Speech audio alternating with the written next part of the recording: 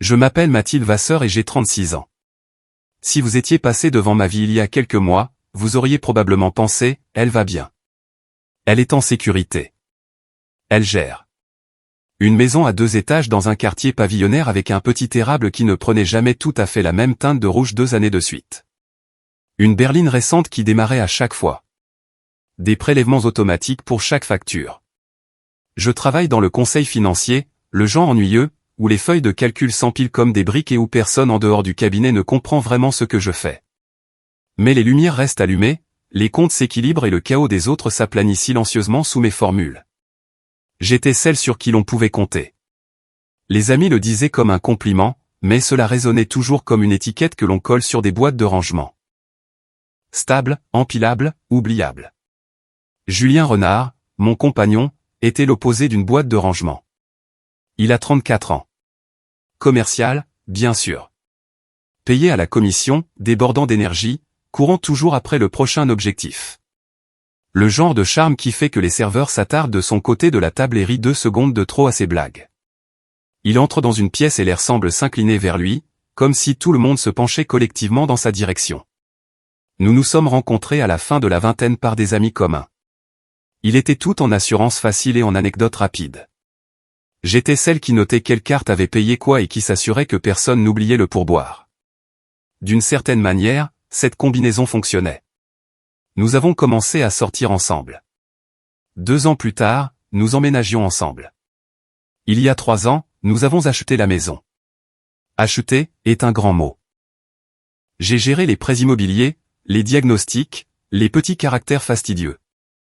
Julien a fait les visites où il tapait dans ses mains en disant des choses comme « Je nous vois bien organiser des fêtes ici ». De l'extérieur, nous ressemblions probablement à un couple qui avait tout compris. 8 ans ensemble, des blagues partagées, des factures partagées, un avenir partagé. À l'intérieur, quelque chose de minuscule s'effritait depuis environ 1 an. Rien de dramatique. Pas de cris, pas d'assiettes brisées contre les murs, juste un lent recablage de la façon dont il parlait de moi.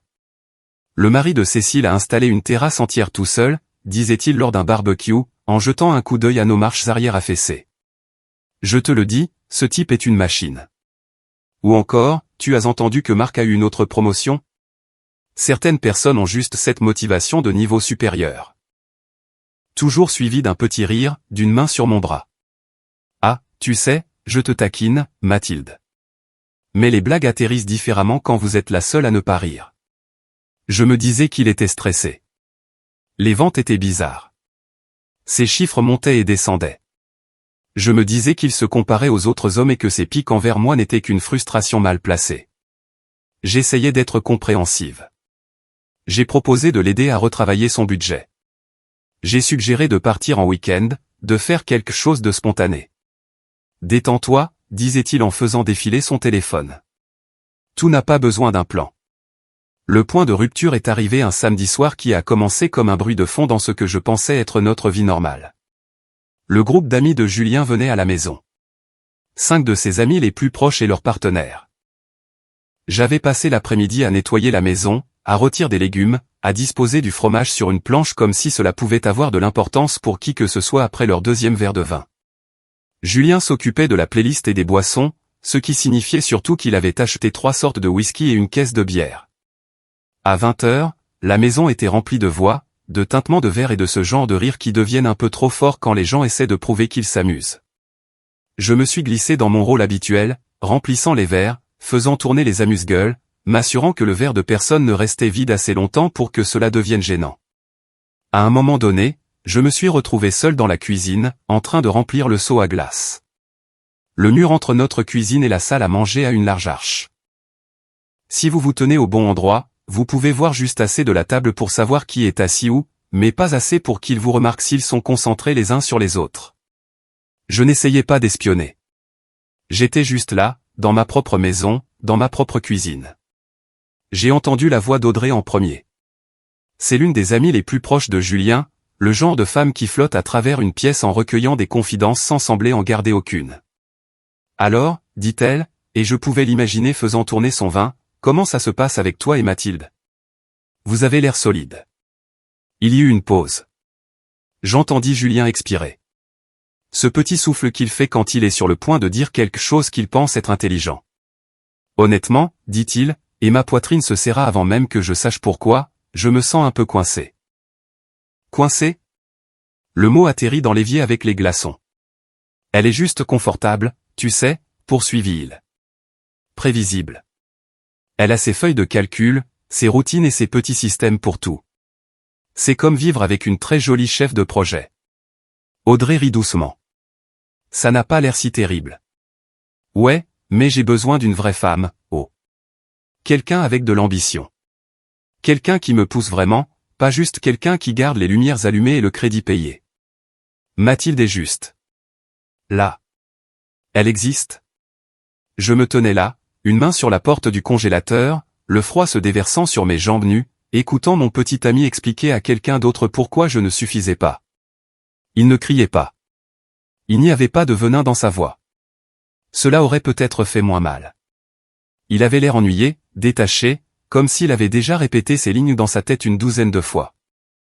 Une vraie femme, comme si j'étais une version de remplacement, le logiciel de démonstration qu'il testait avant la version complète.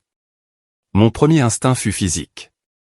Entrer là-dedans, poser le seau à glace, le regarder dans les yeux et lui demander de répéter chaque mot. Mais quelque chose en moi devint très calme à la place. La pièce rétrécit. Le bourdonnement de la conversation du salon s'estompa. Tout ce que je pouvais entendre, c'était le sang dans mes oreilles et le rejet désinvolte et facile par Julien de la vie que nous avions construite ensemble. Je fermai doucement la porte du congélateur, posai la pelle à glace vide sur le comptoir et finis de verser mon whisky avec des mains qui, curieusement, ne tremblaient pas. Puis je fis quelque chose que je ne fais pas d'habitude. Je partis sans explication. Je traversai le salon, passai devant les rires bruyants d'une histoire dont je ne faisais pas partie, passai devant la main de Julien qui se tendait comme pour effleurer ma hanche sans vraiment me regarder. J'attrapai mes clés dans le vide-poche près de la porte et sortis dans l'air frais de la nuit. Personne ne m'arrêta. Je ne pense pas que quiconque ait même remarqué que j'étais parti. Je conduisis jusqu'à chez mon frère Thomas, à 20 minutes de là. Il n'était pas chez lui, mais j'avais une clé. Je suis entré, j'ai allumé une petite lampe dans le salon et je me suis assise sur son canapé dans la pénombre, mon manteau toujours sur le dos. Mon téléphone vibra sur la table basse une fois, 2 fois, 3 fois. « Julien, où es-tu passé ? Les gens demandent après toi. » Un autre, « Tu vas bien ? » Puis une minute plus tard, Mathilde. Je fixai l'écran, son nom, le petit aperçu de son inquiétude, et tout ce que je pouvais entendre, c'était sa voix dans ma cuisine disant à quelqu'un d'autre qu'il avait besoin d'une vraie femme. Je tapai en réponse, « Je vais bien. » J'avais besoin d'air. Ne m'attends pas, puis je retournai le téléphone face contre table. Pendant 2 heures, je restais assise dans la lumière tamisée du salon de mon frère et rejouais toute la relation comme un film mal monté. Les blagues, les comparaisons, la façon dont il avait commencé à me présenter comme « la responsable » avec un ton qui donnait l'impression que c'était un défaut. Une pensée se glissa doucement, si douce que j'ai failli manquer à quel point elle était tranchante, s'il se sentait à l'aise pour dire ça avec moi dans la maison, qu'est-ce qu'il a pu dire quand je n'étais pas dans les parages? Au moment où l'horloge de la box internet clignota passé minuit, la forme de ma vie semblait différente. Pas détruite, juste réarrangée au point que je ne la reconnaissais plus comme la mienne. Quand je conduisis finalement pour retourner à notre maison, la rue était bordée de voitures, mais plus calme. La fête s'était clairsemée ou était terminée. Je me glissai à l'intérieur. Le salon était un fouillis de verres vides et d'assiettes abandonnées. La musique bourdonnait encore doucement dans les enceintes. Julien était dans notre chambre, appuyé contre la tête de lit, faisant défiler son téléphone. Il leva les yeux quand j'entrai. « Où étais-tu » demanda-t-il. C'était vraiment impoli, Mathilde, de disparaître comme ça. Les gens posaient des questions. Je restais dans l'embrasure de la porte. L'odeur du parfum des autres s'accrochait encore à mes vêtements. J'avais besoin de me vider la tête. Te vider la tête de quoi? Tu as à peine parlé ce soir. Tu flottais partout comme une serveuse. Il rit un peu comme s'il essayait d'en faire une blague. Je le regardais. Je le regardais vraiment. L'homme autour duquel j'avais construit 8 ans. L'homme qui venait de me réduire à un meuble d'arrière-plan dans ma propre maison. Dans ma propre histoire. Je suis fatigué, dis-je finalement. Je vais dormir. J'attrapai un oreiller et passai devant notre lit en direction de la petite chambre d'amis au bout du couloir. Sérieusement, lança-t-il derrière moi. Tu es dramatique, Mathilde. Je fermai la porte de la chambre d'amis derrière moi et m'appuyai contre elle, le cœur battant à tout rompre. Mes mains étaient toujours stables. Cela m'effraya plus que si elles avaient tremblé, car quelque part entre la cuisine et la fermeture de cette porte, quelque chose de fondamental avait changé. Le lendemain matin, avant même que le réveil de Julien ne sonne, j'étais réveillé, assise à la table de la cuisine avec mon ordinateur portable ouvert, un bloc-notes à côté. Les vieilles habitudes reprirent le dessus. Quand je ne comprends pas quelque chose, je le documente. Quand mon monde semble instable, je commence à lister ce que je peux contrôler. Sur le bloc, j'écrivis 3 mots que je ne m'étais pas permis de penser pleinement la veille, partir ou rester. En dessous, une autre ligne se forma presque d'elle-même, si je pars, qu'est-ce que je dois réellement démêler? Maison, compte, meubles, ma vie. Je ne le réalisais pas encore, mais c'était le moment où j'ai cessé d'être l'option de sécurité dans l'histoire de Julien et où j'ai commencé à écrire la mienne. Dimanche matin, je me réveillais avant le soleil. Pendant quelques secondes, dans cet espace flou entre le rêve et l'éveil, j'oubliais pourquoi ma poitrine semblait si lourde.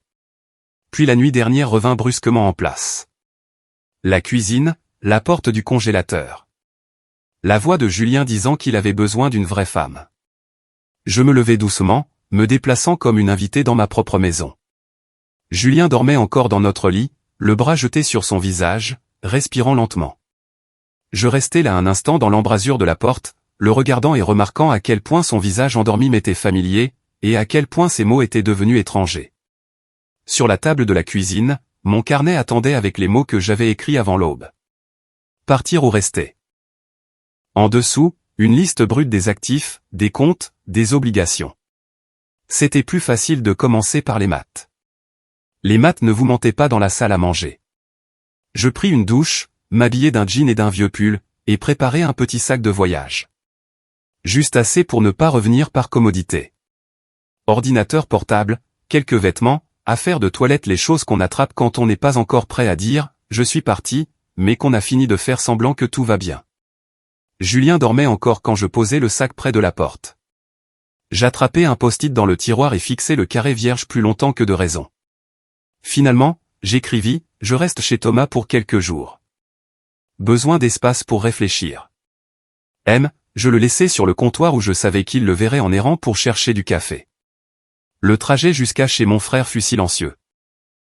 Pas de musique, pas de podcast, juste le faible grondement des pneus et le bourdonnement des questions que j'essayais de ne pas me poser depuis des mois.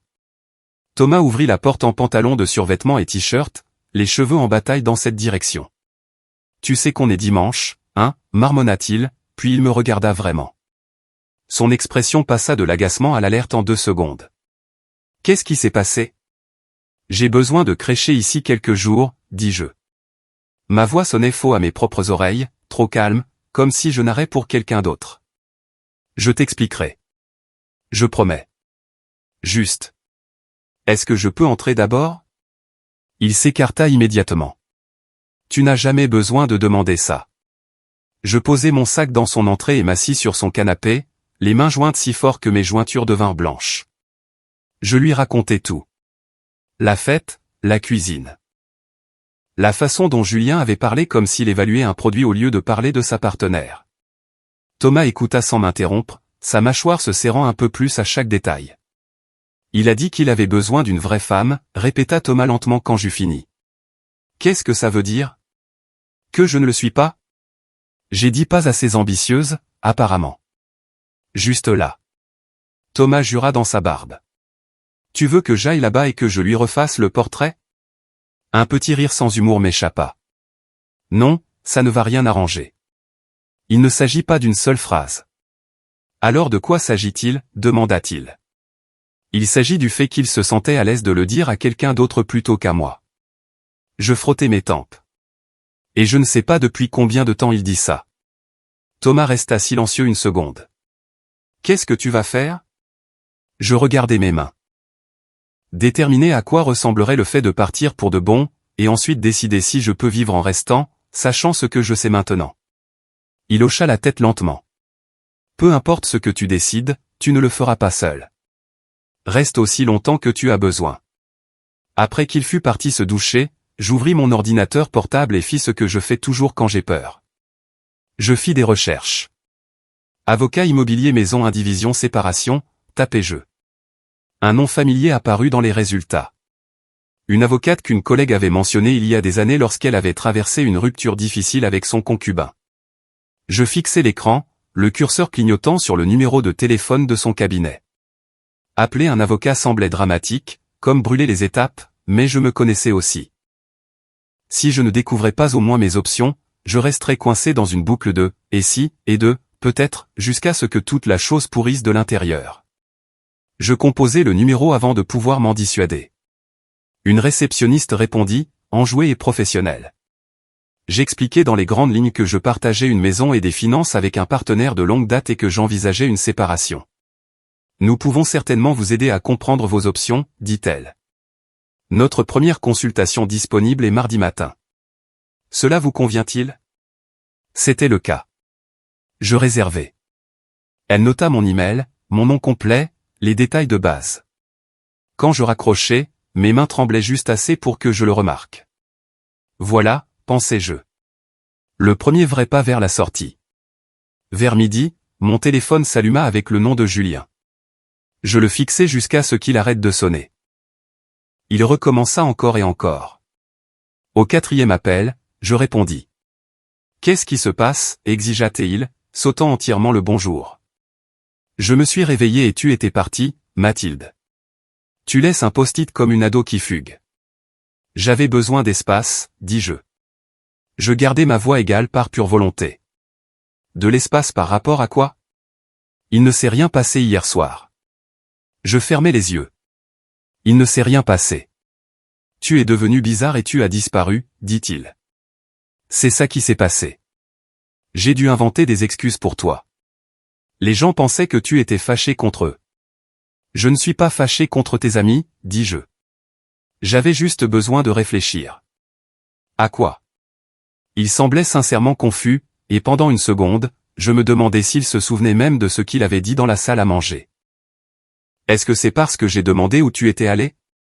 Parce que je n'essayais pas de, ce n'est pas à propos de ça, coupai-je.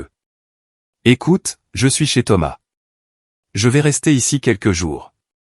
On parlera quand je serai prête. Donc, tu te défiles, juste comme ça? Sa voix devint tendue. Tu es vraiment gamine en ce moment. Peut-être que je l'étais. Ou peut-être que je faisais la chose la plus adulte que j'avais faite depuis des années. Je serai à la maison mercredi, dis-je. On pourra parler à ce moment-là. Il commença à dire autre chose, mais je raccrochai. Le silence qui suivit fut presque physique. Thomas revint dans le salon, une serviette autour du cou. C'était lui. Ouais. Comment ça s'est passé? À peu près comme on s'y attendait, dis-je.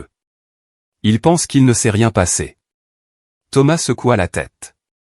Bien sûr que oui. Ce soir-là, après qu'il fut allé se coucher, je fis quelque chose que je redoutais toute la journée. Je fis défiler mes contacts jusqu'à trouver le numéro d'Audrey.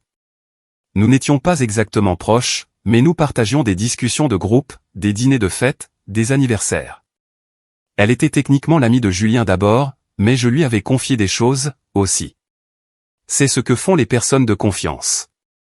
Elles s'assoient des deux côtés de la ligne et prétendent qu'il n'y a pas de ligne du tout. J'appuyai sur appel. Allô? Sa voix était douce, prudente. Et, Audrey, c'est Mathilde. Oh, et. Une pause. Tout va bien? Julien a envoyé un message au groupe disant que tu avais quitté la fête tôt. Il a dit que tu ne te sentais pas bien. Ma gorge se serra. Je vous ai entendu parler dans la salle à manger hier soir. Silence. Le genre qui n'est pas juste calme, il est chargé. J'étais dans la cuisine, dis-je. Je t'ai entendu demander comment nous allions. J'ai entendu sa réponse. Mathilde, commença-t-elle, et je pouvais déjà entendre la culpabilité. Il a dit qu'il se sentait coincé avec moi, dis-je, forçant les mots à sortir. Que je suis juste là. Qu'il a besoin d'une vraie femme. J'ai besoin que tu sois honnête avec moi. Était-ce la première fois qu'il disait quelque chose comme ça, ou est-ce que ça dure depuis un moment? Je ne pense pas que je devrais. S'il te plaît, dis-je. Le mot se fissura un peu. Je ne te demande pas de choisir un camp. J'ai juste besoin de la vérité pour savoir à quoi j'ai affaire. Elle expira, longuement et en tremblant. Quand elle parla à nouveau, sa voix était plus douce. Ce n'est pas nouveau, Mathilde. Il se plaint comme ça depuis quelques mois. 6, peut-être plus. Mon estomac se tordit. Qu'est-ce qu'il a dit exactement? Des trucs sur le fait que tu es trop confortable, admit-elle. Trop stable. Que tu ne le pousses pas assez, que tu es responsable et doué avec l'argent, mais qu'il veut quelqu'un de plus excitant, plus ambitieux. Je lui ai toujours dit qu'il devrait te parler, mais il balayait ça d'un revers de main. Il disait que tu ne comprendrais pas, ou que ça déclencherait juste une dispute. Ne comprendrais pas quoi, demandai-je. Qu'il pense qu'il s'est contenté de moins bien. Audrey ne répondit pas tout de suite. Quand elle le fit, c'était à peine plus qu'un murmure. Ouais, ce mot est ressorti. Il n'arrêtait pas de dire qu'il avait choisi l'option de sécurité. Option de sécurité. Ma colonne vertébrale semblait s'être transformée en verre. Pourquoi tu ne me l'as pas dit, demandai-je. Et je détestais à quel point je paraissais petite. Parce que ce n'était pas ma place, dit-elle misérablement. Et je pensais que peut-être il en sortirait ou te parlerait. Je ne m'attendais pas à ce que tu l'entendes comme ça. Je suis tellement désolé, Mathilde. Je pinçai l'arête de mon nez. Merci de me l'avoir dit. Maintenant, qu'est-ce que tu vas faire, demanda-t-elle.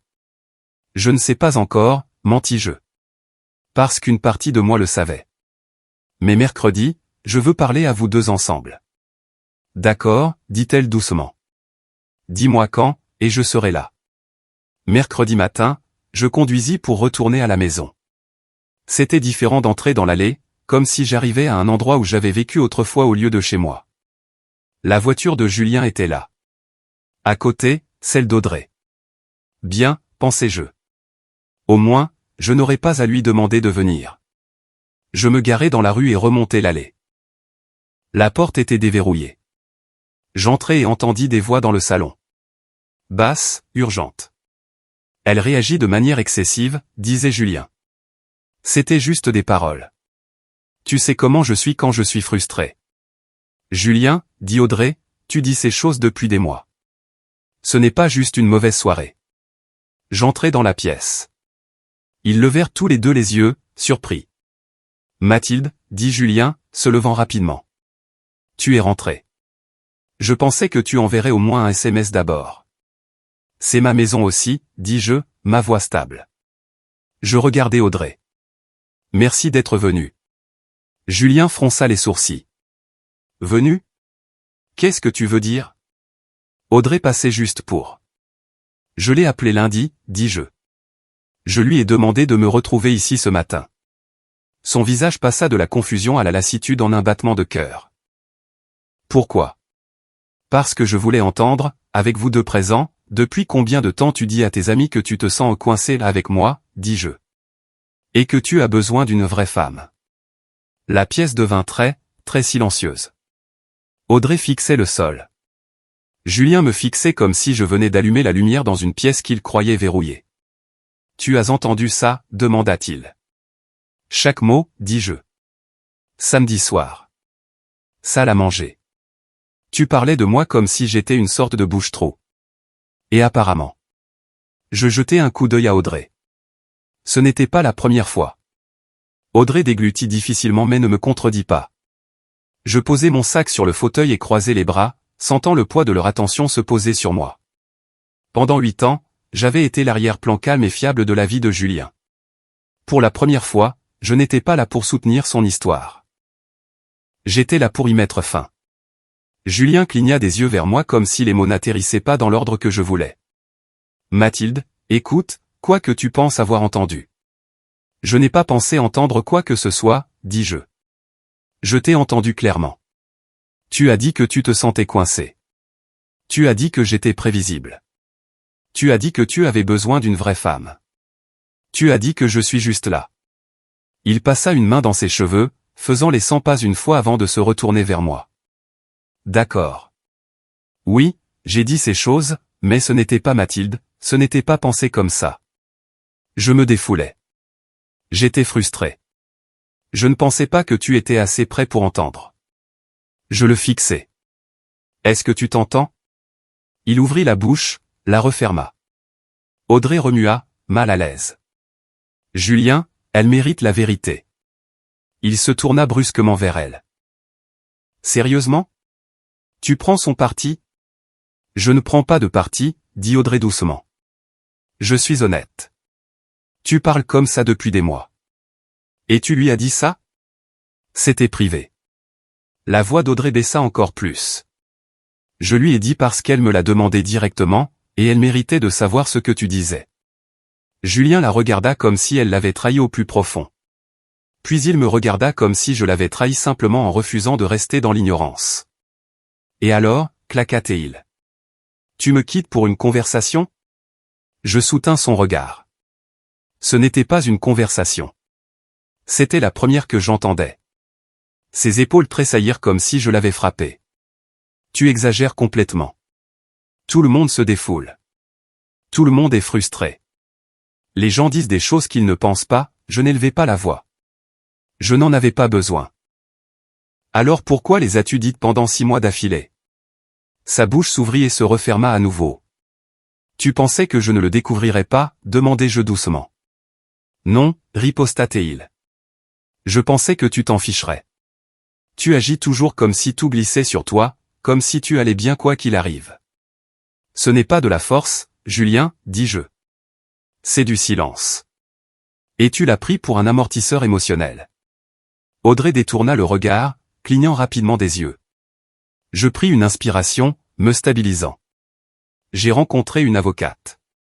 La tête de Julien se releva brusquement. Tu as quoi? J'avais besoin de comprendre comment séparer la maison, les comptes, tout ce que nous avons construit ensemble. Tu es allé voir un avocat, répéta-t-il, la voix montant. Sans me parler d'abord? Tu ne m'as pas parlé d'abord, dis-je. Tu as parlé à tout le monde sauf à moi pendant 6 mois. C'est différent, dit-il. En quoi? Il ne répondit pas. Il resta juste là, la poitrine haletante, le poids des conséquences le rattrapant enfin. Audrey recula comme si elle voulait nous donner de l'espace sans me laisser entièrement seul avec lui. Je continuai, ma voix calme d'une manière qui semblait effroyablement nouvelle. Je ne prends pas de décision sous le coup de la colère. Je les prends parce que la relation que je pensais que nous avions n'existe pas. Du moins pas pour toi. Julien me fixa comme s'il me voyait pour la première fois. Non pas comme une extension de sa vie, mais comme une personne séparée capable de choisir de ne pas rester. Tu fais vraiment ça, murmura-t-il. Tu es vraiment sérieuse. Oui, dis-je. Je le suis. Il s'effondra sur le bord du canapé comme si ses jambes ne pouvaient plus le porter. Je peux réparer ça, Mathilde. On peut réparer ça. On peut aller en thérapie ou partir en voyage. Ou, je n'ai pas besoin d'un voyage, dis-je. J'ai besoin de respect, et tu ne m'en donnes pas, il leva les yeux brusquement, les yeux vitreux d'incrédulité. Je t'aime. Peut-être que tu aimes ce que je fais pour toi, dis-je, les mots douloureux mais vrais. Mais tu ne m'aimes pas. Pas la vraie moi. Pas la femme qui empêche ton monde de s'effondrer. Tu aimes l'idée de moi. Une option sur qui ne partira pas, Audrey baissa les yeux vers ses mains. Je ne veux pas rompre, dit Julien avec urgence. Ne fais pas ça. Tu nous as brisés, dis-je doucement. Je ne fais que le constater. Il secoua la tête encore et encore comme s'il pouvait annuler les 10 dernières minutes en refusant de les accepter. Sa voix se brisa quand il parla enfin. Est-ce qu'on peut au moins en parler? Juste nous, s'il te plaît. J'hochai la tête une fois. On peut parler, mais Audrey reste. Je la regardai. Je veux qu'elle soit là parce qu'elle est la seule à avoir été honnête. Le souffle d'Audrey se coupa. Elle me regarda avec un mélange de culpabilité et de soulagement. Julien lui lança un regard trahi. Je n'arrive pas à croire que tu me fasses ça. Elle ne t'a rien fait, dis-je. C'est toi qui as fait ça. Et pour la première fois depuis que je l'avais rencontré, Julien n'eut pas de réplique instantanée. Pas de blague, pas de diversion, pas de charme pour esquiver le poids de ce qu'il avait fait. Il avait l'air totalement, terriblement humain. Je reculai, m'appuyant contre le fauteuil. Mon cœur battait la chamade, mais ma voix resta stable. Je vais rester chez Thomas pour l'instant. Mon avocate va rédiger les premiers papiers. Nous vendrons la maison et partagerons les bénéfices. Mathilde, s'il te plaît. Non, l'interrompis-je doucement. Arrête de me demander de faire comme si ça n'était pas arrivé. Il se leva soudainement, comme propulsé par la panique. Parle-moi juste seul. Sans elle. Sans avocat, sans discours répété. Je n'ai rien répété, dis-je. J'en ai juste fini d'être silencieuse, murmura Audrey. Mathilde, ça va, lui dis-je. Puis à Julien, j'emballerai le reste de mes affaires demain. Il pressa ses deux mains contre son visage. Je ne peux pas te perdre. Tu m'as déjà perdu, dis-je doucement. Tu ne l'avais juste pas remarqué jusqu'à maintenant. La pièce devint silencieuse. 8 ans de vie commune flottaient entre nous. Toutes les blagues, les rituels, les vacances, les nuits où tout semblait juste. Et sous tout ça, la vérité qu'il avait dite à tout le monde sauf à moi. Il ne m'avait pas choisi parce qu'il me voulait. Il m'avait choisi parce que je rendais son monde plus facile. Je fis un pas vers la porte. Audrey murmura, « Tu veux que je sorte avec toi ?» Non, dis-je. Ça va. Et pour la première fois depuis longtemps, je le pensais vraiment. Alors que je quittais la maison, la voix de Julien se brisa derrière moi. Pas assez fort pour être des mots, juste le son de quelqu'un qui regarde quelque chose s'échapper. Quand j'atteignis ma voiture, je ne pleurais pas. Je respirais juste, une longue et profonde inspiration qui avait le goût de l'air que je ne m'étais pas permis de sentir depuis des années. Thomas ne posa pas de questions quand je rentrai dans son appartement cet après-midi-là avec un sac de sport en bandoulière. Il jeta un coup d'œil à mon visage, éteignit la télé et dit « Ok, assieds-toi. Je vais faire du thé. Ou du whisky. Au choix du chef. » Thé, dis-je, bien que le whisky aurait peut-être été plus facile.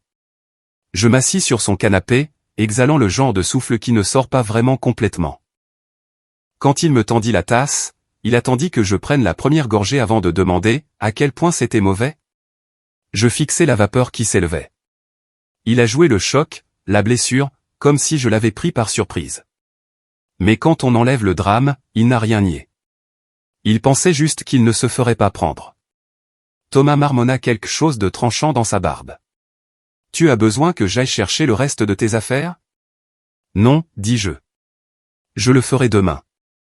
Je veux être celle qui choisit ce qui vient avec moi. Thomas hocha la tête d'un air approbateur, comme il le fait quand je prends une décision qui prouve que j'ai hérité de la colonne vertébrale de maman, même si je ne l'utilise pas toujours. Cette nuit-là, je dormis dans sa chambre d'amis, lumières éteintes, store fermé, enveloppé dans une couette qui sentait vaguement la lessive et les vieilles vestes en cuir. Je m'attendais à me tourner et retourner, à pleurer, à rejouer tout ce que j'avais dit et à me demander si j'avais été trop dur. Mais je dormis profondément, comme si mon corps attendait depuis des mois la permission. Le lendemain matin, ma consultation avec l'avocate, elle s'appelait Maître Valérie Leclerc, était à 10 heures. J'arrivais avec 15 minutes d'avance, serrant un dossier de documents, copie d'actes, relevé bancaire, liste d'achats, tout ce que j'avais rassemblé pendant que Julien dormait à travers son propre effondrement. La réceptionniste me fit entrer dans une salle de conférence aux parois de verre où la lumière du soleil glissait sur le bois poli. Valérie entra dans un blazer bleu marine avec des yeux bienveillants qui me donnèrent l'impression d'être vue plutôt qu'étudiée. « Alors, dit-elle doucement en s'asseyant. Dites-moi ce qui se passe. » Je lui racontai. Pas tout, juste les morceaux qui importaient. Relation de 8 ans, maison en indivision depuis 3 ans, dépenses partagées mais comptes séparés, pas d'enfants, et un partenaire qui avait passé des mois à parler de moi comme d'un bouche-trou et d'un fardeau. Elle écouta sans m'interrompre, les mains jointes, l'expression stable. Quand j'eus fini, elle demanda « Qu'est-ce que vous voulez ?» C'était la première fois que quelqu'un me posait cette question directement. « Je veux sortir, dis-je clairement, équitablement, sans guerre. » Elle hocha la tête. « Vous êtes déjà en avance sur la plupart des gens qui franchissent ma porte. Voici vos options. » Elle les exposa clairement. Vendre la maison et partager la valeur nette. Fermer tous les comptes joints, y compris les services publics. Documenter toute contribution financière qui différait de manière significative. Les miennes l'étaient. Rédiger une convention de séparation pour protéger les deux parties. Pas de prestations compensatoires, pas de lutte pour la garde, pas de batailles interminables. Cela pourrait être fini en quelques mois, dit-elle, surtout s'il coopère. Coopère. Le mot flottait entre nous comme un test auquel je soupçonnais déjà que Julien échouerait, du moins au début. Je signai les papiers, planifiai un suivi et sortis en sentant quelque chose d'inconnu bourdonner sous mes côtes. Pas de la peur, pas de la tristesse. Du contrôle. Quand je retournai chez Thomas, il mangeait des céréales dans un saladier comme un homme qui avait renoncé aux tailles de portions. Alors, demanda-t-il la bouche pleine de Frosty. Je l'ai engagé, dis-je simplement. Sa cuillère se figea en l'air. Tu l'as vraiment fait. J'ai besoin de ça, Thomas. J'ai besoin de savoir que je ne suis pas piégé. Il hocha la tête lentement. Je suis fier de toi. Les mots frappèrent plus fort que je ne l'avais prévu. Cela faisait longtemps que quelqu'un n'avait pas dit qu'il était fier de moi sans ajouter une condition après. Mardi après-midi, Julien appela à nouveau. Je laissai sonner. Il envoya un SMS, « Mathilde, on peut parler s'il te plaît ?» Je ne pensais pas ce que j'ai dit. « Peux-tu rentrer à la maison, s'il te plaît ?» Puis après une pause, « Est-ce que c'est Audrey qui te met tout ça dans la tête ?» Elle déforme les choses. J'expirai par le nez. Bien sûr qu'il essaierait cet angle. Je tapais en retour, « Arrête de blâmer Audrey. Tu as dit ces choses. On parlera mercredi, c'est tout. » Il ne répondit pas après ça. Mercredi arriva avec une douleur dans mon estomac. Je conduisis jusqu'à la maison en milieu de matinée, espérant que Julien ne serait pas encore là. J'avais besoin d'espace pour rassembler ce qui était à moi avant qu'il ne commence à négocier avec des souvenirs. Mais quand je me garai, sa voiture était déjà dans l'allée. Mon pouce accéléra. La porte d'entrée était déverrouillée. Du Julien tout craché, faisant confiance au monde pour ne pas le mordre. Je fis un pas à l'intérieur, m'attendant à moitié à ce qu'il m'attende dans le hall comme un méchant de film. Au lieu de cela, je le trouvai assis sur le canapé, les coudes sur les genoux, fixant le sol. « Mathilde, dit-il, la voix rauque. On peut parler, s'il te plaît ?» Je posai mes clés sur la table d'appoint. « On peut parler, mais je ne suis pas ici pour être convaincu. » Il leva la tête, les yeux cernés de rouge. Que ce soit à cause des pleurs ou du manque de sommeil, je ne pouvais pas le dire. Peut-être les deux. Je ne pensais rien de tout ça, dit-il immédiatement. J'étais stupide. J'étais frustré. J'essayais d'avoir l'air impressionnant devant les gens. En m'insultant, demandai-je. Il grimaça. Je sais comment ça sonne. Non, dis-je, tu sais comment c'est. Il déglutit difficilement.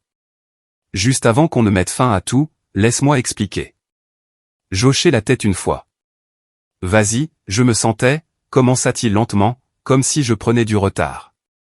Mes amis obtenaient des promotions, achetaient de plus grandes maisons, faisaient ces grandes choses, et moi non.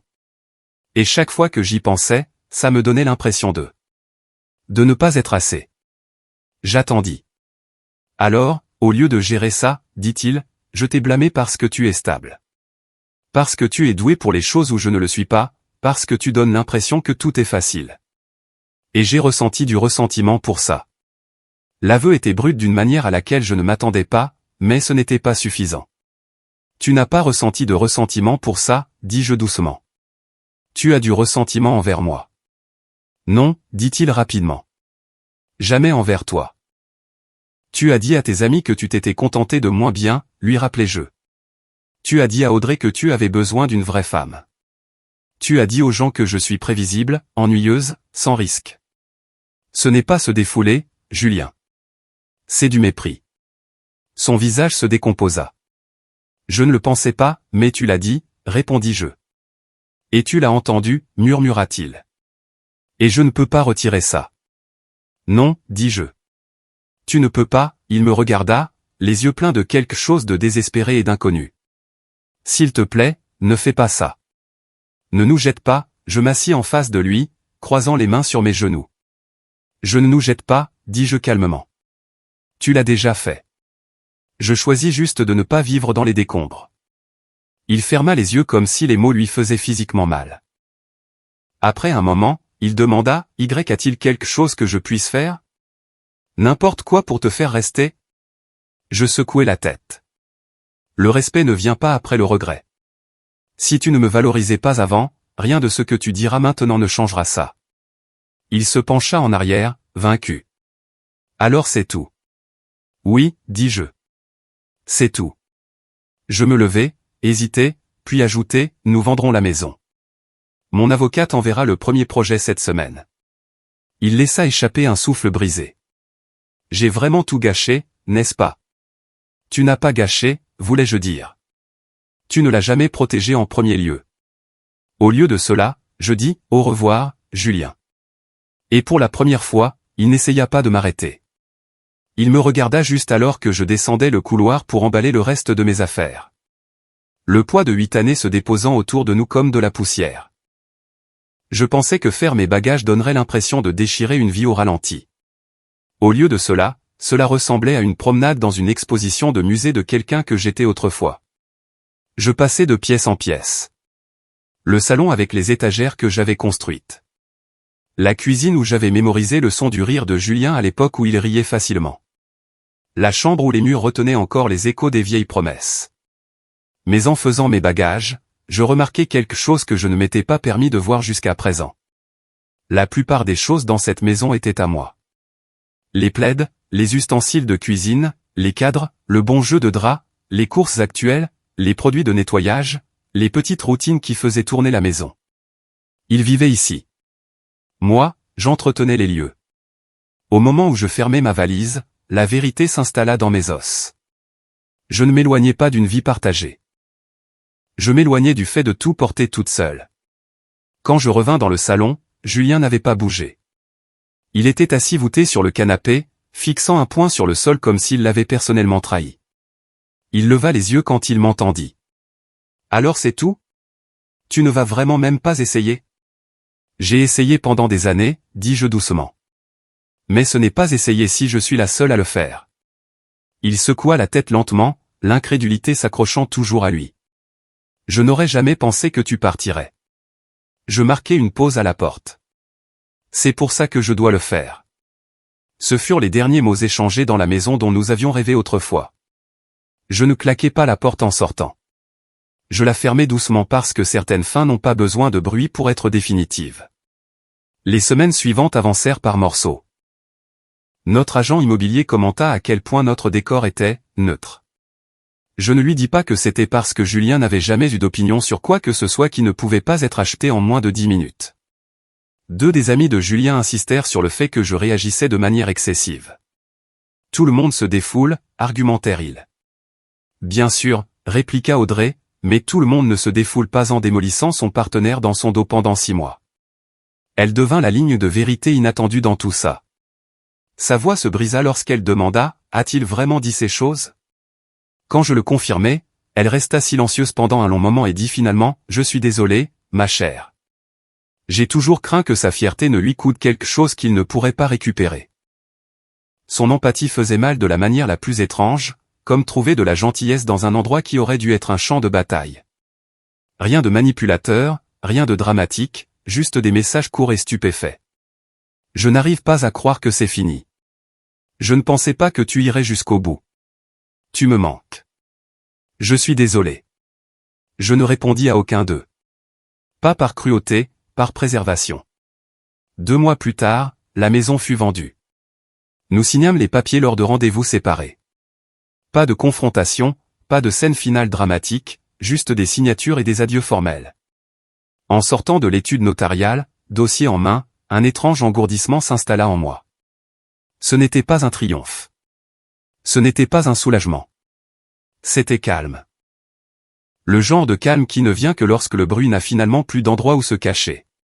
3 mois après la rupture, je commençais à croiser des gens qui, maintenant que Julien et moi avions officiellement fini, se sentaient d'une certaine manière plus courageux. Un collègue dit, il te parlait toujours avec condescendance de cette manière subtile. Je n'ai jamais su si tu le remarquais. Un voisin dit, il a plaisanté une fois en disant que tu étais le cerveau et la colonne vertébrale. Je n'avais pas réalisé qu'il le disait comme une insulte. Un ami commun admis, on a un peu vu venir le truc. C'était étrange de rassembler toutes ces pièces de puzzle que tout le monde avait vues clairement alors que je plissais les yeux sur l'image depuis des années. Mais cela ressemblait aussi à un réveil après un long sommeil. 7 mois après la rupture, je suis entré dans un petit café près de mon nouvel appartement, et elle était là. Audrey, voûtée sur son ordinateur portable, lunettes sur le nez, un café glacé à moitié bution sur la table. Elle leva les yeux, surprise, puis soulagée. Mathilde, salut. Je souris sincèrement. Et, tu as une minute? Demanda-t-elle. J'aimerais vraiment parler si tu es d'accord. Je me glissai sur le siège en face d'elle. Elle tripota sa paille avant de dire, j'ai entendu par des amis communs que Julien ne va pas fort. Je ne dis rien, attendant. Il loge chez un collègue jusqu'à ce qu'il trouve une solution. Ses performances au travail ont chuté pendant un moment. Il continue de dire aux gens que tu es parti pour rien. Elle hésita. Et il me blâme toujours de t'avoir dit la vérité.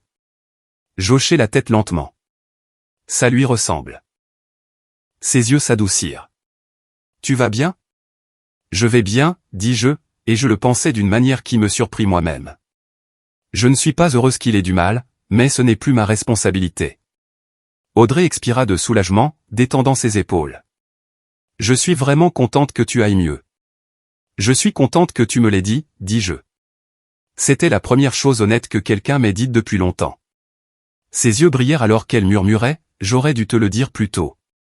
Tu l'as fait quand ça comptait, répondis-je.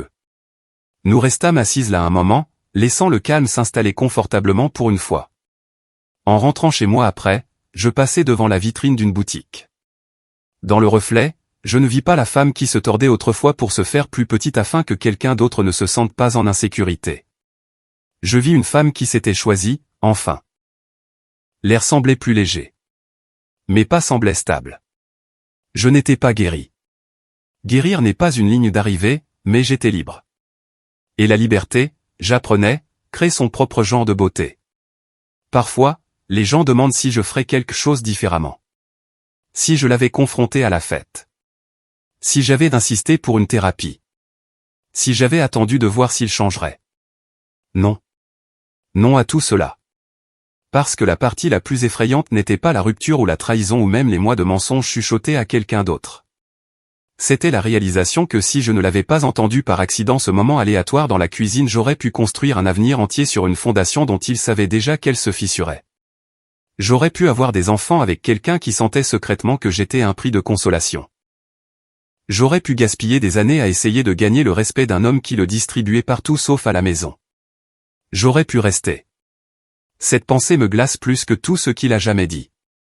Alors, non, je ne regrette pas d'être parti. Je regrette de ne pas avoir entendu la vérité plus tôt, mais je suis reconnaissante de l'avoir finalement fait.